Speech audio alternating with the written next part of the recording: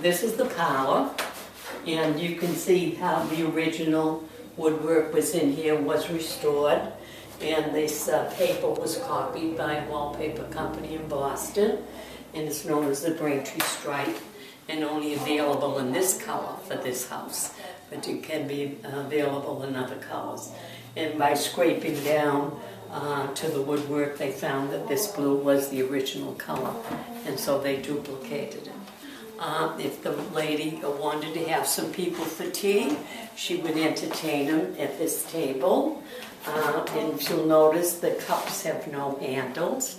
And what they used to do in the old days is they would pour the tea into the cup, and then they would hold the saucer in their hand and pour the tea into the saucer. Then they would push the tea around a little bit to cool it off and drink from the saucer. And they called that saucering their tea. The furniture was kind of plain, so if the lady of the house wanted something fancy, perhaps the gentleman in the house could make her a table such as this, and all he would do was take a porringer, place it upside down on a square piece of wood, trace around it, and so that would be the shape of the porringer. That is a box that would contain the pipes for their smokes, and when the gentleman had company, their visitors would share their smokes with them. All the chairs would have had the wings on the side, and that's to protect them from the heat of the fire. And many of the people, they had facial problems, and they had a covering on their face, and it protected them from the heat of the fire that might melt that cosmetic on their face. Over here is a table, and when they finished writing, their pens used ink, and they would write with their pens, and the ink would be wet, and then they would take a sander, and it would have sand in it, would shake it on top. It would absorb the wetness of the ink, and then they just pour the sand off again into the sander and reserve it for the next time.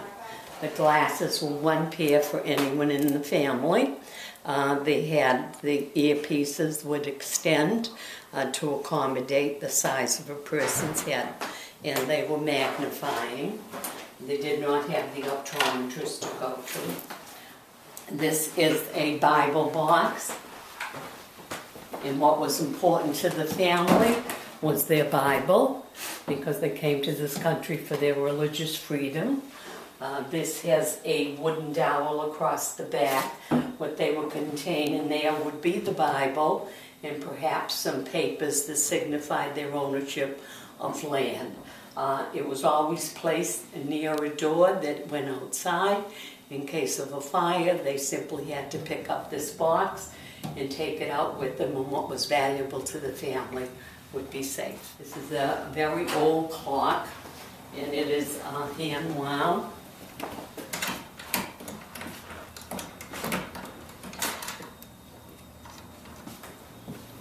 And it has the weights, and they would, I won't do that. It has the weights, and as the weights come down, the clock would keep time, and they would know. This is a date in here of 1822 for this clock. And this room is known as the parlor. The chamber above it is known as the parlor chamber. And that's how they designated the different rooms.